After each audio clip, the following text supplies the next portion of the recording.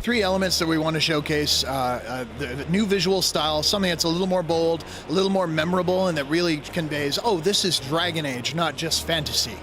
So that's a big element of what we're showcasing, and in motion it looks fabulous. Combat's another huge element for us. We want to make sure that, when you push a button, something happens immediately, and ideally it's something awesome. So the big part for us, of course, is that we say, more responsive combat. So I want to close in with enemies. I want to unleash my arrow the moment I give an order. I don't want, my followers to take them like suggestions. So the end result then is combat that's more fast and furious, but still maintains that tactical edge. We can still sweep around. You can pause the game. You can, position your fireball. So it's kind of the best of both worlds. And finally, a storytelling technique we're really, really excited to roll out, which is called a frame narrative. That's been done before in movies like The Usual Suspects or Princess Bride, but essentially it's never been done in games to this degree, where two characters are telling a story about your character, but their story is constantly evolving based on the way you choose to play and the choices you make over the course of the game.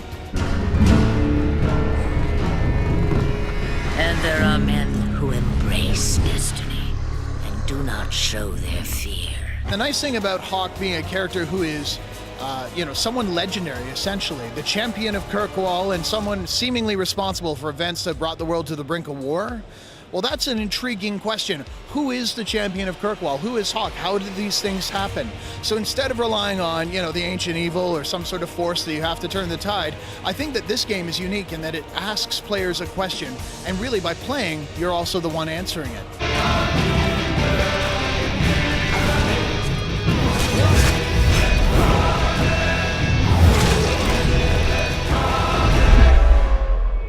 First off, you're able to bring in information from your game. So if you played Origins, you played Awakenings, you can bring that data forward. So the world is going to reflect it. You're not bringing a single character forward, you're bringing the whole world with you, which is nice. Who's on the throne of Ferelden? How did things turn out? The end of the Blight? That's all pretty important stuff. We start about a year before the end of Origins, actually. This is it's kind of a unique style of storytelling where our goal is to cover an entire decade of history.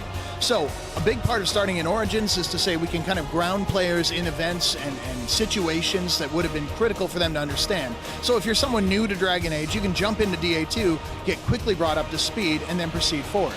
The thing is then, in terms of the future, we're going to cover 10 more years. So while we start in the middle of Origins, you're going to see the repercussions of the events as we jump forward through the frame narrative. In terms of the continuity, I think that it's really important to say that it is part of one large story, and that while we jump forward, what I see it is not losing chunks of the game so much as losing the parts that are less interesting.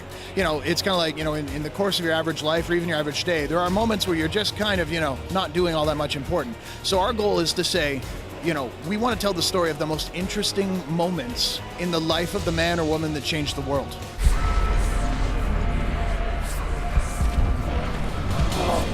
There will definitely be Hawks who've achieved their goals through different ends, right? We know the Hawk is heading for one goal, and by the end of things, he'll probably get there. But in terms of that, there's a lot of variety. I mean, are you a rogue, a warrior, or a mage? Are you male? Are you female? Do you have the beard? Do you not have the beard? All of these things are critical.